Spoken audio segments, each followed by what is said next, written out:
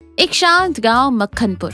उस गांव में बस स्टैंड के पास एक पुराने बरगद के पेड़ के नीचे एक छोटी सी झोपड़ी नुमा दुकान है।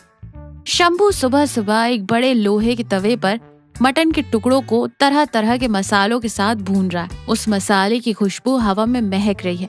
पास ही कैलाश नाथ अपने पकौड़े के ठेले के पास सुबह शुरू कर दिया अपना मटन का शोर। वैसे ही गर्मी का मौसम है, उस तवे पर तुम मसाले भून रहे हो। उस आंच से मेरे पकौड़े का आटा भी पक जाएगा और फिर इस सुबह सुबह तुम्हारा मटन भुना कौन खाएगा? थोड़ा सोचो, मेरी तरह 2 मिर्ची के पकौड़े तल लोगे तो कुछ पुण्य तो मिलेगा। लेकिन मेरे मटन की खुशबू लगते ही गांव के आधे लोगों को भूख लग जाती है। धूप हो या बारिश, जो पेट भर खाना चाहता है और दिल से खुश होना चाहता है वो मेरे पास ही आता है। सुबह सुबह पकौड़े गर्मा गर्म कैसे बिक रहे हैं? तुम्हारी तो बोहनी भी नहीं हुई। पास के गांव जाकर एक अच्छी सी छतरी खरीद लो, उस तवे की आंच से तुम्हारा चेहरा जल जाएगा। भगवान की लिखी लकीर कौन मिटा सकता है? मुझे अपनी रसोई पर, अपनी मेहनत पर भरोसा है। तभी गोपाल अपनी पुरानी साइकिल चलाते हुए और हाफता हुआ वहां आता है। खुशबू गांव की सीमा तक आ रही है। पता है, रात भर नींद नहीं आई। सपने में भी तुम्हारा मटन भुना और 2 ज्वार की रोटियां ही दिखी। जल्दी से 1 प्लेट दे दो मामा, पेट में चूहे कबड्डी खेल रहे हैं। सुबह सुबह नाश्ता किए बिना आ गए? बस 5 मिनट रुको बेटा, इन मसालों को टुकड़ों में अच्छी तरह रमने दो, तुम्हें मजे से परोस कर दूंगा। छी छी, इन लड़कों में अकल नहीं है। सुबह सुबह वो मसाले क्या, वो लालच क्या? मेरे पकौड़े खाओगे तो बेहतरीन लगेगा। और फिर बड़बड़ाते हुए अपने काम में लग जाता है। दोपहर का समय, एक बड़ी कार आकर शंभू की दुकान से थोड़ी दूर रुकती है। उसमें से गिरधारी उतरता है। उसका चेहरा बहुत थका हुआ और चिड़चिड़ा है। वो धीरे धीरे शंभू की दुकान के पास आता है। तब तक वहां पर 2-3 ग्राहक खाकर जा रहे होते हैं। क्या है इस पेड़ के नीचे? मेरे हाईवे के ढाबे में एसी सोफे लगाने पर भी लोग नहीं आ रहे हैं, इसके पास खड़े होकर खा रहे हैं। आइए बाबूजी, बैठने के लिए कुर्सियां नहीं है। अगर कोई परेशानी ना हो तो उस पेड़ के चबूतरे पर बैठ जाइए। क्या दूं? सब तुम्हारा मटन कुछ कह रहे हैं, वही 1 प्लेट दे दो, देखता हूँ उसमें क्या जादू है। शंभू गर्मा गर्म एक पत्तल में मटन भुना परोसता है और उसे देता है। गिरधारी थोड़े शक के साथ ही एक टुकड़ा मुंह में रखता है। अचानक उसकी आंखें बड़ी हो जाती हैं। उस स्वाद पर उसे समझ नहीं आता कि क्या कहे। ये क्या है? ये स्वाद, ये मसाला? मेरे बड़े ढाबे में 10,000 वेतन लेने वाला रसोइया भी ऐसा स्वाद नहीं ला सकता। मटन का टुकड़ा मुंह में रखते ही मक्खन की तरह पिघल रहा है। क्या जी, इसमें कोई दवाई मिला रहे हो क्या? कहाँ सीखी तुमने ये रसोई? दवाई जड़ी बूटी क्या होगा बाबूजी, सब मेरी माँ के हाथों का कमाल है। वो हमेशा एक बात कहती थी, बेटा खाना सिर्फ हाथों से नहीं दिल से बनाना चाहिए। खाने वाले का पेट ठंडा रहे, ये सोचकर हम पकाएंगे तो उस खाने में स्वाद अपने आप आ जाएगा बाबूजी। गिरधारी उन बातों पर सोच में पड़ जाता है और पैसे देकर बिना कुछ बोले चला जाता है।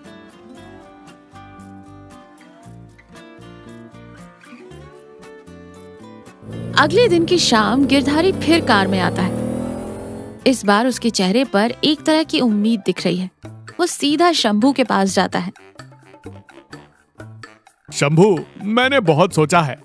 मैं हाईवे पर एक बड़ा ढाबा चला रहा हूँ, लेकिन मुझे व्यापार नहीं मिल रहा है। तुम अपनी ये छोटी सी दुकान छोड़कर मेरे पास आ जाओ, मैं तुम्हें अपने ढाबे का मेन शेफ बनाऊंगा। अभी तुम्हें जो आमदनी हो रही है उससे 10 गुना ज्यादा वेतन दूंगा। बस तुम्हें ये मटन भुना मेरे ग्राहकों के लिए पकाना है। शंभू थोड़ा हैरान होकर करछी किनारे रखकर कहता है, बाबूजी आप बड़े लोग हैं, मुझ पर दया करके इतना बड़ा ऑफर देने के लिए बहुत खुशी हुई, लेकिन मैं इस पेड़ को, इस चबूतरे को, इन इंसानों को छोड़कर नहीं आ सकता बाबूजी। क्यों नहीं आ सकते? क्यों? उस पेड़ के नीचे धूप में जलने के लिए? अपने भविष्य के बारे में सोचो। मेरे पास आओगे तो एसी किचन दूंगा, बड़े बड़े लोग तुम्हारा खाना खाएंगे, तुम्हारा नाम होगा। नाम में क्या रखा है बाबूजी? हमारे इस गांव के लोगों को मेरा नाम पता है, वही काफी है। यहाँ मेरे पास खरीदने वाले मेरे ग्राहक नहीं है बाबूजी, वो सब मेरा परिवार है। सुबह आने वाले गोपाल बाबू, वो रिक्शे वाले दादा, ये सब अगर मैं नहीं रहूंगा तो कहाँ जाएंगे? वो पेट भर खाकर मेरी तरफ देखकर जो मुस्कान देते हैं वो मुझे आपके एसी कमरे में नहीं मिलेगी। मुझे माफ कर दीजिए बाबूजी, मैं नहीं आ सकता। सर वो कोई पागल है सर, उसकी बातें छोड़ दीजिए। मुझे ले चलिए सर अपने एसी ढाबे में। मैं पकौड़े का आटा बहुत बढ़िया गूंथता हूँ। आपकी एसी की हवा में मेरे पकौड़े और भी कुरकुरे होंगे। तुम्हारे पकोड़े जैसी शक्ल देखकर ही पता चल रहा है व्यापार क्यों नहीं चल रहा। किनारे हटो। और फिर ये कहकर शंभू की तरफ गुस्से से देखकर वो चला जाता है। एक हफ्ते बाद शंभू हमेशा की तरह खाना पका रहा है। बगल में कैलाशनाथ के ठेले के पास कोई नहीं है। कैलाशनाथ मुंह लटकाए उदास बैठा है। क्या बात है कैलाशनाथ भाई, आज तुम्हारे पकोड़े ऐसे रूठ कर क्यों बैठे हैं? ग्राहक कोई नहीं आए क्या? रोने जैसा ही है मेरा जीवन। उस बगल वाली गली में किसी ने नई पकौड़े की ठेले लगाई है। उसने रंग बिरंगे बोर्ड लगाए हैं, पेपर प्लेट में दे रहा है। लोग सब उसी के पास जा रहे हैं। मेरे पकौड़े खरीदने वाला कोई नहीं है इस गांव में। मेरा व्यापार बर्बाद हो गया शंभू। अरे भाई, ऊपर बोर्ड लगाने से, कागज की प्लेट में देने से स्वाद बदल जाता है क्या? वो नया आया है, लोग गए हैं, लेकिन तुम गुणवत्ता कम मत करो। तुमने कभी पकौड़े तलते समय यह सोचकर तले हैं कि खाने वाले को अच्छा लगे? नहीं, मुनाफा कितना मिलेगा ये सोचकर आटे में बेकिंग सोडा ज्यादा डालते हो। आटे के साथ थोड़ा प्यार, थोड़ा स्नेह मिलाकर देखो भाई, उस बगल वाली गली के लोग भी वापस तुम्हारे पास ही आएंगे। तभी गिरधारी की कार फिर आती है। इस बार उसके चेहरे पर गुस्सा नहीं है, बहुत कमजोरी और निराशा है। शंभू, तुमने उस दिन जो कहा था वो अक्षरशः सच है। क्या हुआ बाबूजी, आप इतने उदास क्यों हैं? मैंने अपने ढाबे के लिए बहुत से रसोइये बदले, लाखों खर्च करके मशीनें खरीदी, लेकिन मेरे ढाबे में कोई एक भी संतुष्ट होकर नहीं गया। मेरा व्यापार पूरी तरह गिर गया है। बैंक वाले नोटिस दे रहे हैं। मैं कहाँ गलती कर रहा हूँ मुझे खुद समझ नहीं आ रहा। गलती कहीं और नहीं है बाबूजी, सोच में ही है। आप मशीनें लाए, सजावट की, लेकिन उस रसोई में दिल लगाया क्या? आपने खाना बनवाते समय क्या अपने रसोइयों से कहा कि ये मैं अपने परिवार के लिए बनवा रहा हूँ? क्या आपने सोचा कि खाने वाले का दिल भी भरना चाहिए?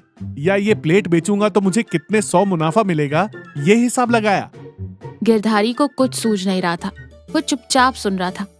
कैलाशनाथ भाई, तुम भी सुनो। सिर्फ मुनाफा, आकर्षण होने से काम नहीं चलता। जो काम कर रहे हो उस पर ध्यान, खरीदने वाले के प्रति सम्मान होना चाहिए। खाना खिलाने वाले में स्वार्थ नहीं होना चाहिए, तभी उस खाने में स्वाद आता है। भगवान आशीर्वाद देता है। गिरधारी ने अपने ढाबे में दिखावा कम किया, रसोइयों से स्नेह से बात करना शुरू किया। मुनाफे के लिए नहीं बल्कि गुणवत्ता के लिए काम करना शुरू किया। कैलाशनाथ ने भी अपने गुस्से को छोड़कर ग्राहकों से मुस्कुराकर बात करते हुए अच्छे तेल में पकौड़े तलना शुरू किया। कुछ महीनों बाद मक्खनपुर बस स्टैंड फिर से लोगों की भीड़ से गुलजार है। शंभू की मटन भुना दुकान के पास हमेशा की तरह लोग हैं। गोपाल एक पत्ते में खाते हुए उंगलियां चाट रहा है। शंभू मामा, दिन ब दिन तुम्हारे मटन भुना का स्वाद अमृत जैसा होता जा रहा है। क्या रहस्य है? अमृत क्या है रे बाबू, आप सबका प्यार ही मेरे खाने का असली मसाला है। तभी कैलाशनाथ एक छोटा सा पैकेट पकड़े मुस्कुराते हुए शंभू के पास आता है। शंभू, मेरा पकौड़े का व्यापार फिर से उठ गया। उस बगल वाली गली में ठेले वाले के पास जाने वाले सब फिर से मेरे पास ही आ रहे हैं। मेरी किस्मत ने कैसे मोड़ लिया, देखा तुमने? किस्मत नहीं भाई, तुम्हारी मेहनत, तुम्हारी मुस्कान। तुम आटे के साथ प्यार भी मिला रहे हो ना, वही जादू है। तभी गिरधारी जी की कार आकर रुकती है। गिरधारी जी के चेहरे पर बड़ी मुस्कान है, उनके हाथ में एक फूलों की माला भी है। शंभू, मेरा ढाबा फिर से खड़ा हो गया। अब मेरे पास लोग एसी के लिए नहीं आ रहे हैं, स्वाद के लिए, हमारे खाने के लिए आ रहे हैं। वो जब मुझसे पूछते हैं कि इतना अद्भुत स्वाद कैसे हासिल किया, तो क्या कहते हैं बाबूजी? क्या कहता हूँ? मक्खनपुर में एक महान गुरु है, वो अपने खाने में मसाले नहीं, इंसानों के प्रति प्यार मिलाता है। यह गर्व से कहता हूँ। गिरधारी वो फूलों की माला शंभू के गले में डालता है। शंभू शर्म और खुशी से सिर झुकाकर दोनों हाथ जोड़ता है। हवा में मटन भुना की खुशबू के साथ ही ये प्यारी कहानी यहीं खत्म होती है।